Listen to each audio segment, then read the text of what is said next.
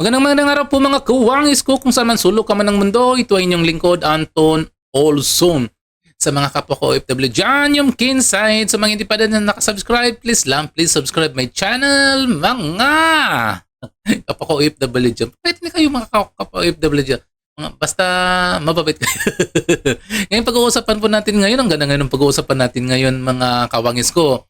O bago natin pag-usapan po o buksan ang video ni Father o si Master Flavie.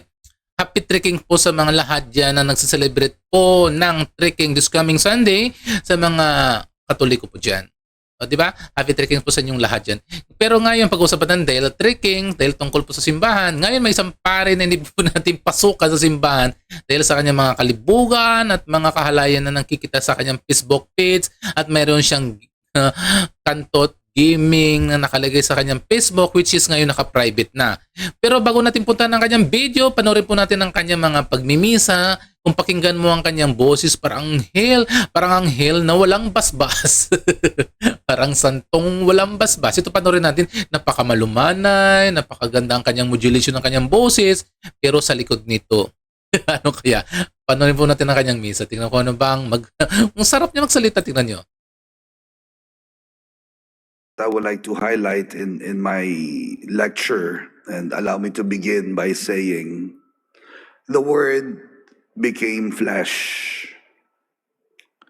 Today I stand before you not as someone who has all the answers, but as one who has been lost, found, and forgiven. A man who has known both darkness and grace, and who has seen again and again how mercy insists to have. Diba? Ang ganda niya magmisa. The word begins flesh. kaya para mahilig pala siya sa laman eh. Mahilig sa laman. Kaya pala, oo.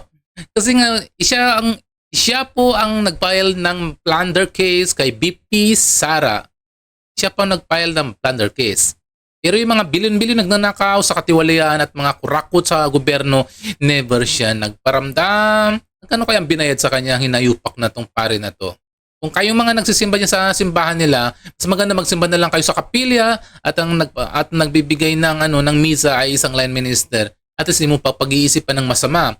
Pero ito isang pare na hindi pwede itong pagkatiwalaan to. Di ba siya rin po nagsalita sa Senado ba o Kongreso na gumagamit siya ng droga almost 15 years na, di ba? So kapag gumagamit ka ng droga, expected mo na, adi ka pa rin. Adi ka. Ang pinakamahirap doon, yung nagkukumpisal yung mga tao, tapos yung kinukumpisal mo yung isang addict.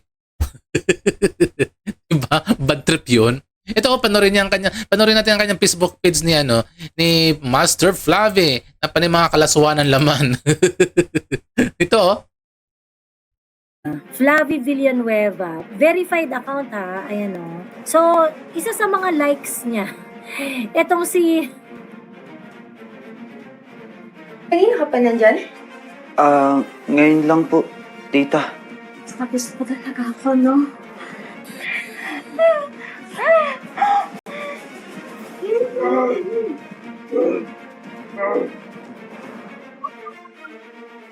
Oh yeah, oh yeah, oh yeah. So nakakaloka kasi parang we're talking about Father Flavie eh.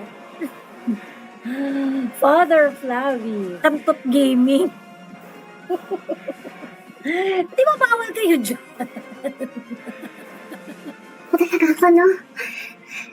Photoshoot namin to ng fiancé ko. Pero, ito ka. Binabayo ako. Uy, Naino. Baka dumating si Bro. Patay kayo. Wala yun. Sige na, bantayan mo na lang yung pinto. o di ba? Di ba, mga kawangis ko? Panay ka mga kahayupan. Diyos ko. Tawag ng laman. Kadimunyuhan. Dapat ito pinapalitan na ng simbahang Katoliko to. Kasi hindi pwede ito eh. Kasi unang-una, yung mga pare po, isa lang role model yun sa mga kabataan, sa mga may edad na, at sa kanila po nagbibigay po ng mga nagbibigay po sila ng mga magandang balita tungkol sa Diyos. Di ba? Tapos makikita mo sa kanyang Facebook page, ang kanyang laman ng kanyang Facebook page, panay mga kahalayan, kalibugan, which is ni mo naman maikaila sa mga taong nagbibigay ng opinion na normal lang daw sa mga lalaki, which is totoo. Normal sa mga lalaki na manood ng mga ganyan, pero bilang isang alagad ng Diyos, wag mo nang ipakita kung mayroon kang ginagawang kalukuhan, wag mo nang ipakita, wag mo nang ilagay sa mga Facebook mo, sarilinin mo na lang yan. Kung nagsasarili ka, magsarili ka na lang, wag mo nang i-video. Ang dami yan, di ba? Yan ba ang matinong pare? Yan ba ang pinakamatinong pare na gagawa ng kalukuhan? Tapos ang lakas ng loob na mag-file ng plunder case kay BP Sara, pero ang sarili niya hindi niya kayang ayusin. Ayusin mo muna ang pagkatao mo bago ka makipagdemunyuhan sa mundo. Tignan mo, magkano kayang binayad nito? Lakas ng loob mo. Ang mga bilyon-bilyon na ninakaw, hindi niya inaayos, hindi sila nag-uusap-usap ng mga makakaliwa at mag-file ng kaso. Ang pinapailan nila talaga laging Duterte. O ngayon, ang nangyari sa'yo, na back to you ka ng mga tao. Inalokay yung lahat ng Facebook page mo, lahat ng pagkatao mo inalokay. O, ngayon, na back to you ka, dahil sa kademunyuhan mo kasi, kaya hindi na talaga maiwasan ng mga tao ngayon, masyado nang matatalino ngayon ng taong bayan, sa mga taong na sumisira. Parang baliktad na ngayon ang sistema eh. Kung sino pong tumutilig sa ngayon, sa katiwalayan sa gobyerno, sila pa ngayon ang pinapailan ng kaso. Parang baliktad na. Yung mga magnanakaw na harap-harapan na ninanakaw, sila pa ang tinutulungan, kunwari, walang alam. Pero sila po ang mga mastermind ng katiwalian at mga pagnanakaw sa gobyerno. Di ba? Father, kung inabot ka na ng kalibugan mo, pumunta ka na lang sa CR. O otherwise, ang dami naman dyan sa kanto, sa tabi-tabi na naglalakad eh. Ang dami dyan mga ibong pipit. Pinapahirapan mo lang sarili mo na manood ng mga ganyan. Oy, malay natin, di ka sure, di tayo sure, baka pumupunta nga siya dyan mga tapos ng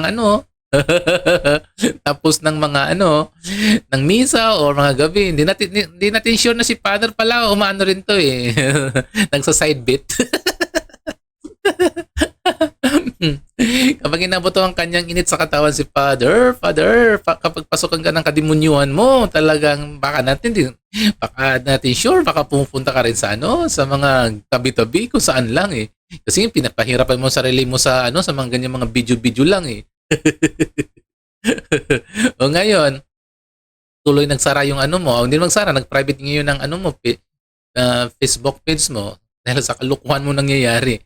Kaya ayun, natuloy mo lang yung tuloy mo lang kayupan mo. Ngayon pinagpipistahan ka na ng mga netizen at mga taong bayan sa kagagawan mo bilang isang pare ang sagwa tignan. Di ba? Mga kapo OFW, yun muna yung natin. Yun muna masasabi ko sa inyo. Happy trekkings at masalam.